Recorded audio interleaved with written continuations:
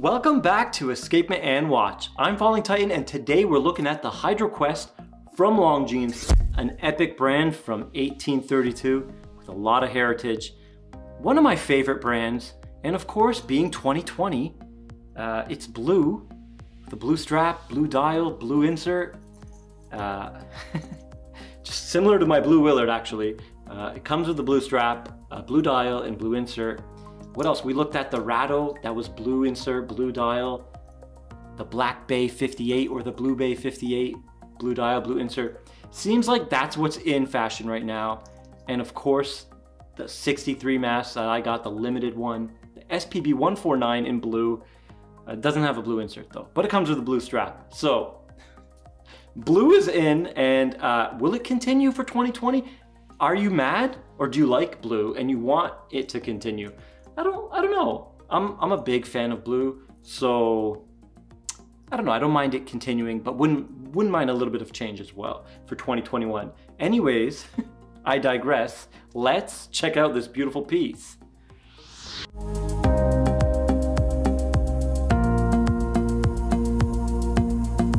Let's begin by thanking Kavar Jewelers for lending this in to the channel so we could check it out.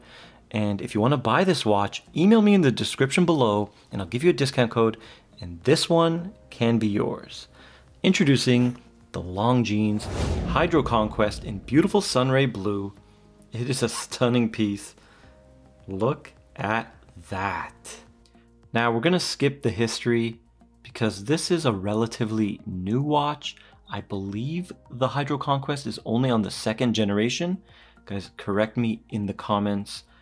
I'm not too well versed on the HydroConquest line. So I believe this is the second generation with the ceramic insert, introduced originally in Basel 2018 or 2019. All right, so no history, a modern diver, and as you can see, it looks modern, very sporty and tough looking. Now, the biggest standout feature right away you can notice is those crown guards. Looks like an airplane wings or tail fin. They're very huge and sharp. What do you guys think? It might be a love it or hate it situation with these crown guards. Let me know down in the comments below. Do you like these crown guards? Are they cool? It reminds me of the wings from the Longines logo. Now the case, very thick lugs all the way throughout. Kind of reminds me of the 6-digit sub. Kind of wish they tapered a bit more. But they are very well proportioned and they taper down dramatically. And as you can see, the case is completely brushed. There's no polish on the whole case. The only polish is, I guess, the crown and the very edge of that. I don't want to say coin edge bezel. I want to say it looks like a gear in a movement bezel. It has a little bit of that round gear teeth look instead of a true coin edge look right there. That's a coin edge. I'm wearing it, luckily. Perfectly timed to help describe this gear edge bezel. Now, the movement on this one, Longines is using their L888. It's a nice number. I'm a fan of that. Based on the 2892, a high-end ETA movement, and Longines doesn't just take it, they build it with ETA in conjunction, and they refine the process, the kinematic chain, and you can tell right away when you wind it. It's a thing of beauty, and I love what Longines does here. My only complaint is the noise of the rotor. But we saw that before with the sector dial right here. This has that as well. Look at these two beauties. Let me just take a pause on the review. It's nice seeing them together. What a beautiful two watch collection. You got a beautiful dress watch / pilot watch, and you got a sporty, tank, tough, do-it-all divers. Yeah. Longines fans in the comments going nuts right now. All right. Sorry, that was a break. Let's get back to the review. All right. Now let's check out the measurements. These are the ones I got. 41 millimeters in diameter. 12 millimeters thick. And the most important, this one's a big one. Get ready. The lug to lug, 50.6 millimeters. So even though it has that dramatic downturn, it's pretty long. I like to be at 47, 48. Sometimes I'll accept longer. The dramatic downturn helps, but we're gonna see it on wrist later. We got 20 mil lugs. So very good for straps. I believe they had a 43 or a 44 mil version that had 21 mil straps. So yeah, not a fan of that. And the bracelet, well, it's not a bracelet, it is a rubber strap. Very cool. You see these holes, they're all predefined. You have lines, you can cut them so you can get the perfect fit. And you put it with this, I guess, spring bar. So if it doesn't fit, you cut it and you go one in. Cut it, you go one in. You keep going, and you have 3 micro adjusts right there. And it opens up double pusher, logo, Longines name and logo, winged logo, fully milled clasp. So this bracelet, right away I can tell, gonna be ultra comfortable. Once you get that perfect fit, you're gonna have to go to the right size here, and then the micro adjust to finish it off. I kind of wish they had a quick micro adjust, because you know, when your wrist expands or shrinks, you can adjust on the fly, especially with these types of rubber straps. It would have been perfect. So a little bit of a negative for me right there. Now the Caseback. The Caseback has that beautiful EFCO and winged hourglass logo. The EFCO stands for Ernest Francilio, 1834 to 1900, rest in peace. Family member of the founder of Longines, his nephew. He created the first Longines factory. So very cool nod to history and nod to the legacy of this beautiful brand. All right, so the bezel. Again, it has those, I guess, watch gear teeth. A little bit hard to grip on some areas, but decent. And of course, everything lines up. Oops, I passed it. And we have a ceramic insert, Lume at 12 o'clock. Not a fan of the font of that ceramic. Kind of reminds me of the Seamaster Professionals font, but a little bit better. I'm gonna give it a pass.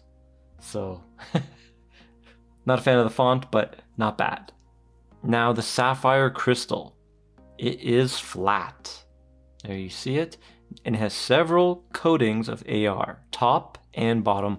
I don't like when companies put the AR on the top because it can easily get scratched and it will look like a scratch on the sapphire. And then you're gonna have to go through the process of removing the whole AR on the top. All right, but I've never owned a Longines with one, so maybe it's durable. I don't see how it could be. It's just a coating. So even if you have all the technology in the world, I don't know. Longines HydroConquest owners, please, if you're watching this, chime in. How durable is that AR coating? Now I smudged it, I'm gonna wipe it. Now that dial and hands, beautiful Sunray blue and beautiful applied indices. Now, what do you guys think of the hands? It kind of reminds me of a snowflake, Tudor hands on the hour. It's like a baby or a tiny snowflake on the hour marker and just a stick hand or baton for the minutes. Not really a fan of the hour hand. Has high polish, and the seconds hand has a circle.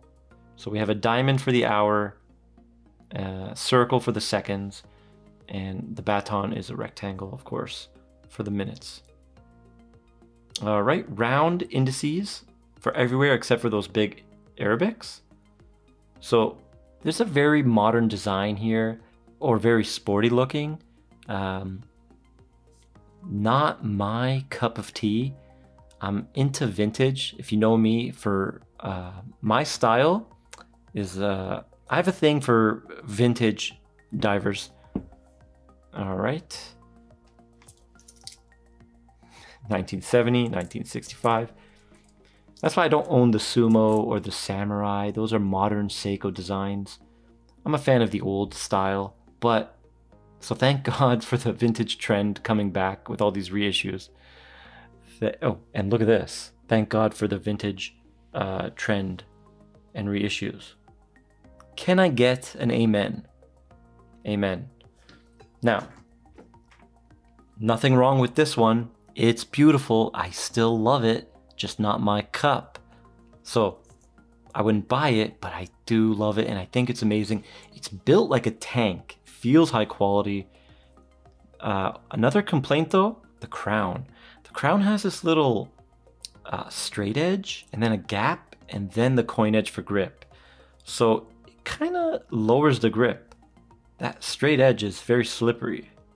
I know it might help pull out, but it doesn't help anything else.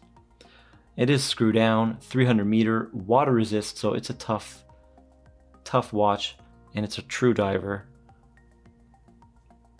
There you go. The crown is in. Now the price, 1600 USD. Very good price for a luxury, sporty, modern diver from a legacy brand with heritage. So I have no problem with the price. Longines, I think they priced it well. All right. And the functions, you would just have a simple three-hander and the date. All right, we can compare it with, let's compare it with the Willard just for fun. We're gonna get the new Oris Aquis on the channel soon. And maybe we can do a battle with the Longines. Maybe I'll get a different color because everything's blue nowadays. And the Oris Aquis, it will be blue as well. So blue on blue on blue on blue on blue on blue is a little much. All right. Okay, so let's do a wrist shot. Now I don't want to size this, but we'll just put it on my wrist. 6.5 inch wrist. Oh man, it looks huge. But the dramatic turn is keeping it in check. But right there you can tell, too big for me in my opinion, even though it's only a 41 millimeter diver. Like, come on, that Willard, 42.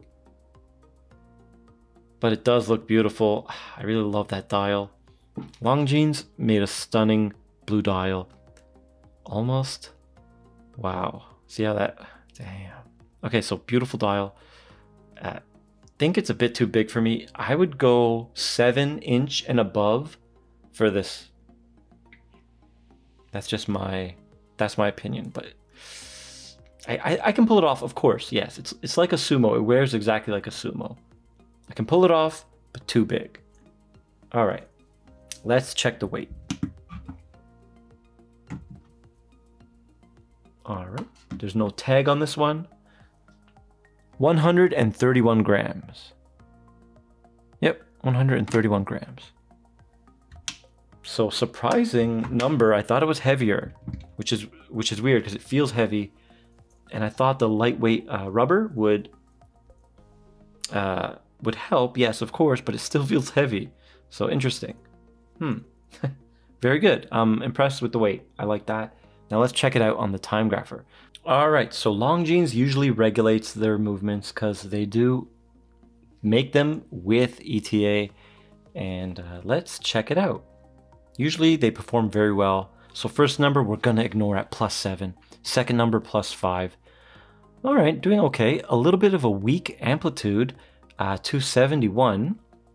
Would like to see about 280 plus or 300, but 0 beat error, excellent. And now we're doing +4. So +4, so we got +5, +4, +4, and now we hit +5. Let's go one more round. It's doing well, but not as good as that sector dial. If you guys didn't watch the sector dial review, go watch that. That movement's amazing. All right, so 7, 7, and 4. This is a new watch. It probably needs to be broken in, but these numbers are not bad. I always prefer my watch to be a bit fast than a bit slow.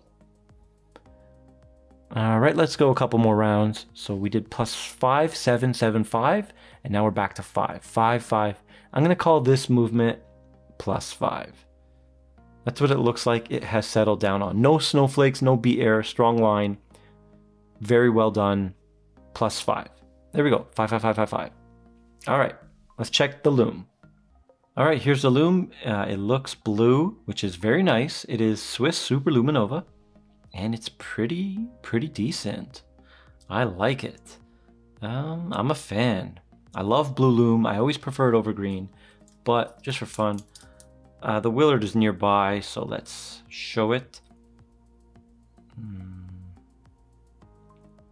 Seiko is a bit brighter, but blue Lumes always look a little more dim. But in real life, I'm looking around the corner and around the camera.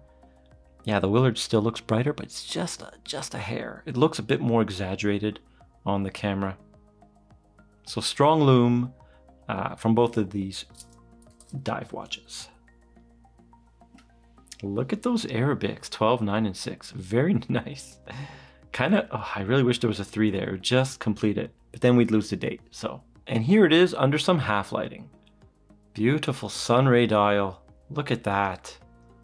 This watch is stunning, very sporty and modern, with a tough tool look, and it's from a brand that has history and legacy. It's a Longines, so you can be proud to wear it. Everything you would ever want in a luxury timepiece, and it's 1600 USD. It's a winner in my book. Style-wise, not my cup, but I still love it, and it's well built, great movement, great brand, fair price, and high quality materials, built like a tank. It's a winner. Now, if you want to buy it, again, email me down in the description, and this one can be yours. It's a stunner. Man, I used to think Seiko makes the best blue dials, but Longines coming in hot. All right, guys, if you like this video, please like, share, and subscribe, and I'll see you in the next one.